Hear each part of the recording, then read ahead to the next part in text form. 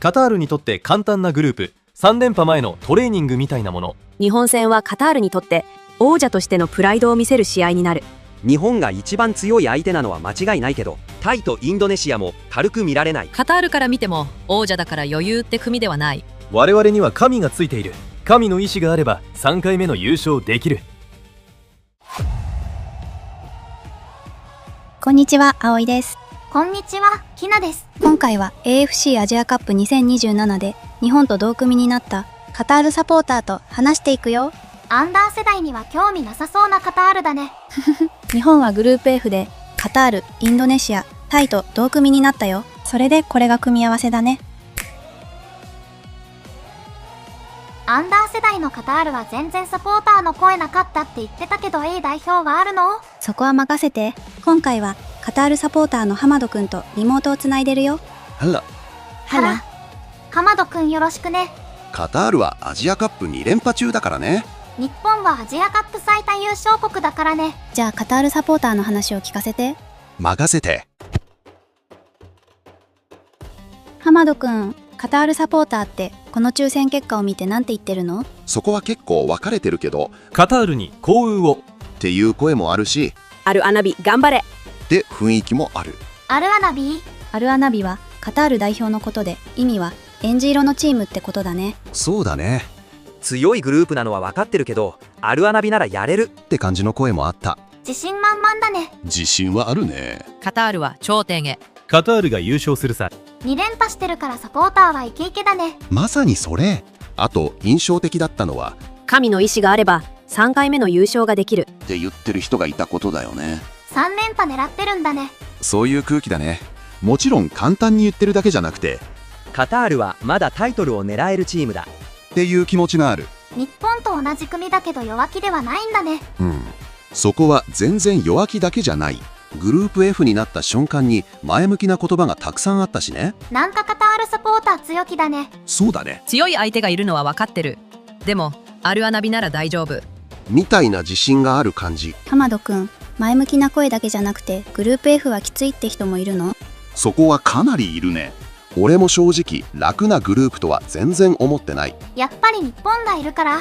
日本もそうだし、全体的に見てこの組はかなり強いって見られてる。日本以外にも強いって言ってるの？そう言ってる人が多いんだよ。このグループは強い。最強グループ。難しいグループ。そういう見方がかなり目立つ。グループ F は最強グループだったんだ。中には死の組って言ってる人もいたし、鉄のグループって表現もあった。鉄のグループ？どこを相手にしても簡単に勝ち点を取れない。カタールから見たら日本だけ警戒すればいいグループじゃないってこと？そう。日本が一番強い相手なのは間違いないけど、タイとインドネシアも軽く見られない。じゃあインドネシアは何て言われてるの？インドネシアは野心的でレベルが上がってるチーム。ピカばかりでプライドも何もなく、なりふり構わずって感じ。確かにそう聞くと野心的だね。そうだよね昔のイメージで見てたら危ないって感じだよ。じゃあインドネシア戦はどう見てるの？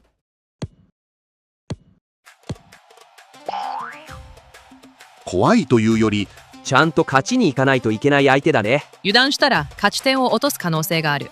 油断禁物だね。インドネシアなんて大したことないって言ってる人もいるけどね。じゃあタイについてはどう？タイもアジアカップではしぶといチームって見られてる簡単に崩れる相手じゃないって感じ。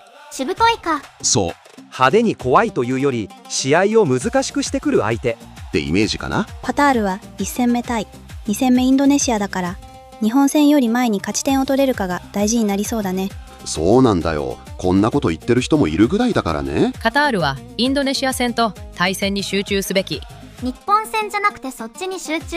日本戦はもちろん大事。でも突破を考えるならタイとインドネシア相手に取りこぼさないことがかなり重要。日本戦の前に勝ち点6にしてグループ突破決めておきたいって言ってる人もいるぐらいだからね。日本と試合する前にグループ突破決めちゃいたいんだね。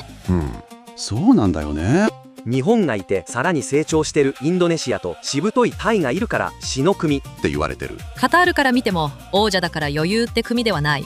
でも自信ある人たちもいなかった？そうなんだけどさ、自信があるのと相手を軽く見るのは別。アルアナビならやれると思ってるけど、このグループは全部ちゃんと戦わないと危ない。日本、タイ、インドネシア、どこも簡単じゃないって珍しいね。だからこの組はただの競合対決じゃなくて毎試合ミスできないグループだと思ってる。カタールは頂点を狙う。でもその道はかなり厳しい。でもこのグループでカタールが一番意識してる相手はやっぱり日本なんでしょう。そこは間違いなく日本だと思う。じゃあカタールサポーターが日本をなんて言ってるか聞かせてほしいな。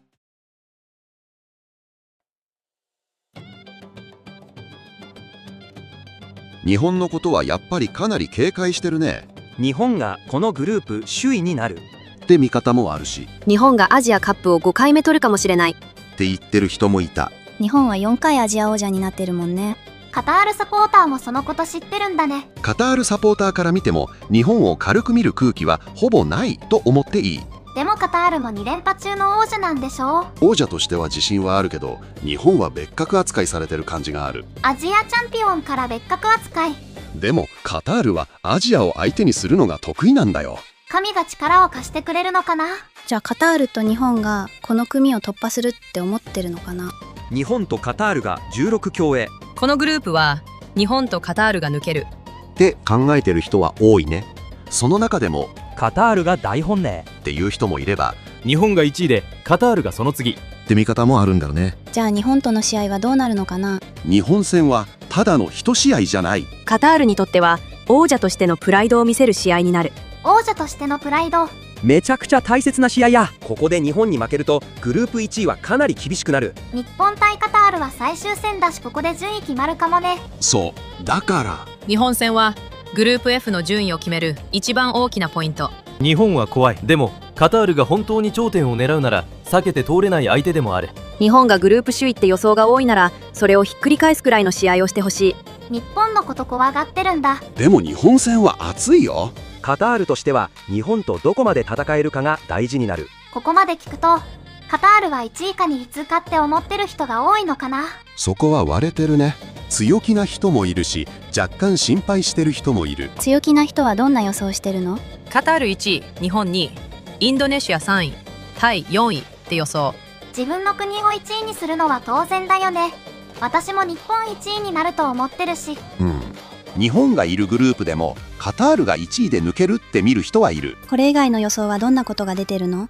日本がグループ首位になるって人もいたけどほとんどの人が日本とカタールが16強へ行くって予想だね。1位か2位は日本かカタールって予想なんだね。そう見てる人は多い1位通過を狙いたいけど日本とはどうなるかわからない。っていう見方をしてる人もたくさんいたね。どうなるかわからないって見てるんだ。そうだね。もちろん1位で行きたい。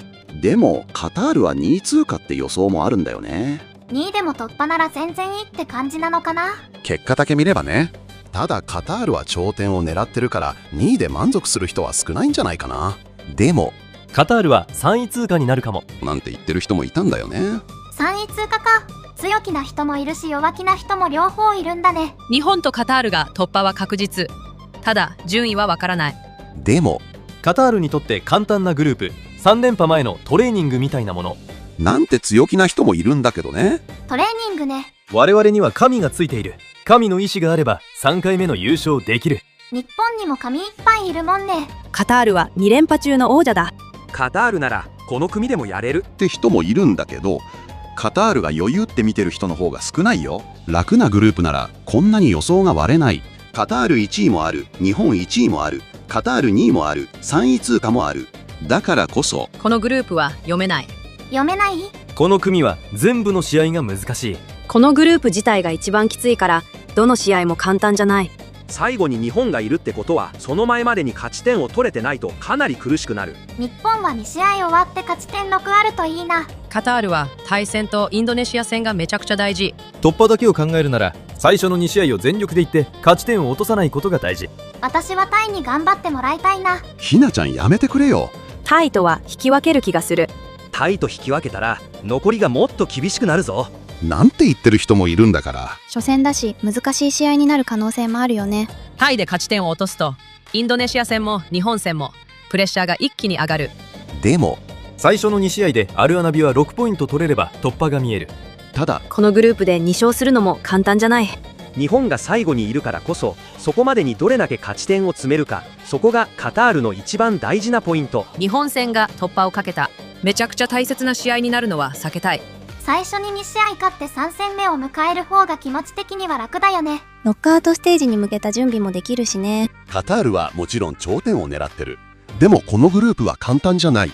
日本は強いし、インドネシアもタイも侮れない。だからこそアルアナビが王者としてどこまでやれるか、そこが一番楽しみだね。3連敗は神が導いてくれるさ。カタールからはこんな感じだね。アジアカップ楽しみだね。浜戸くんありがとう。こちらこそ。葵さん、ひなちゃん。カタールはイランに続く50年ぶりの3連覇を狙っていくよ。日本だって5度目の優勝を狙ってるんだからね。それじゃあ、ヤッラマッサラミ。やったーマッサラーマ。スラマッシアン、アリです。アリくんどうしたの？葵さんひなちゃん聞いてくれよ。インドネシアサポーターの癖が出ちゃってカタールに大量に攻撃してるんだよ。やっぱりそこは健在なんだね。カタールには2024年 U23 アジアカップで試合した時にレッドカードも出されて VAR で PK も取られてるからね。それにワールドカップ最終予選の日程や会場決定にまだ怒ってる人もいるんだ。第三国開催のはずが、最終予選に出場してるサウジアラビアとカタールでの試合だったり、中2日の国と中5日の国があって、あれはひどかったよね。それもあってインドネシアサポーターがなだれ込んじゃってるんだ。どんなこと言ってるの？やあカタール、また会ったな。カタールは VAR や審判に助けられる。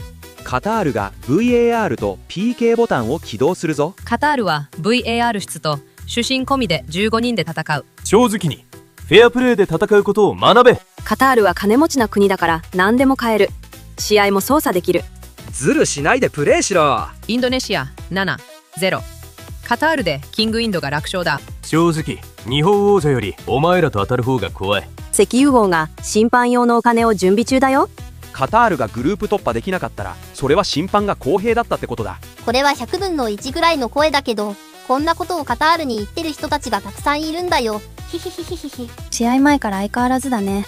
そうなんだ。インドネシアってこういうところは全然変わらないんだよね。おとなしくなったのかと思ったけど、全然そんなことなかったよ。それじゃあまた何かあったら報告に来るよ。ミンピーンだ。ミンピーンだ。カタールがこの組厳しいって思ってたのは意外だったな。そうだね。カタールが初優勝した時の決勝の相手が日本だったんだけど、この時負けたのが森保ジャパン12戦目にして初黒星だったんだよ。それは縁起が悪い相手。しかもその時の2019年以来、日本対カタールの A 代表は試合してないよ。それはリベンジしないとね。アジアカップの借りはアジアカップでしか返せない。半年以上先だけど、一応これが日程だよ。半年以上先だから、アジアカップの動画は一旦ここまでかな。ワールドカップがもうすぐ開幕だもんね。そうだね。しかもこの大会から新しくなるルールとか、この大会のルールもあるし、その動画も出さないとね。ちょっと聞いたけど驚きのルールだもんね。出場国も多いし、ワールドカップでは初のルールなこともあるしね。じゃあワールドカップ直前に予備知識を学んでいく動画が近々出るんだね。そうだね。